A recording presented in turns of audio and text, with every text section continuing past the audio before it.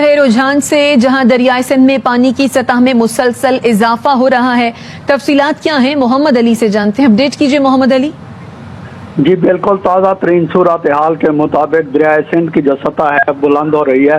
यहाँ मैं आपको बताता चलूँ कि आइंदा कुछ रोज़ में दरियाए सिंध की सतह में मज़ीद इजाफा होने का खदशा है और बड़े दर्जे का जो सैलाब है वो आने मुतवक्का है। इस सिलसिले में हुकूमत ने नशेबी इलाकों के रहने वाले अफराद को हदायत किया कि वो फौरी तौर पर जो नशेबी इलाके हैं वो फौरी तौर पर छोड़ दें। और यहाँ मैं आपको बताता चलूँ कि हुकूमती ऐलान के बाद जो नशेबी इलाके के लोग हैं वो बड़ी तादाद में, हजारों की तादाद में, क्योंकि अपनी मदद आपके तहत नशेबी इलाकों से महफूज जगह पर मुंतकिल होने में मसरूफ हैं, जबकि बड़ी तादाद में सलाह मुतासरीन की मुंतकिली की वजह से प्राइवेट जो कश्ती मालकान हैं उन्होंने कश्तियों के रेट बढ़ा दिए हैं। जी, अपडेट करने के लिए शुक्रिया।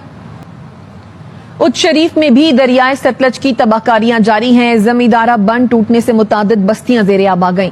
मुतासरीन अपनी मदद आप के तहत महफूज मकामात पर मुंतकिल हो रहे हैं। मजीद जानते हैं मोहम्मद अदनान जहूर से।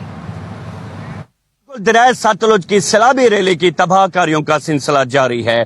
मूज और लहरों ने बस्ती बग्गे खां की जिम्मेदारा बंद तोड़ दिया, जिसके बाद बस्ती हसां, बस्ती भिंडा वैस समेत मुतअद्दिद बस्तियां ज़ेरे आब आ चुकी हैं। मेरे साथ मौजूद हैं अहले इलाका, मजीद इनसे जानते हैं। ना ही कोई टेंट लगाए गए हैं, हम खुद इधर चल के आए हैं और इधर बहुत सा नुकसान हुआ है। कपास का और ये गन्ने की खेत थी उसका भी नुकसान हो गया है। अगर रेस्क्यू के हवाले से बात की जाए तो रेस्क्यू 1122 जिला इंतजामिया की जानिब से रिलीफ कैंप कर दिए गए हैं।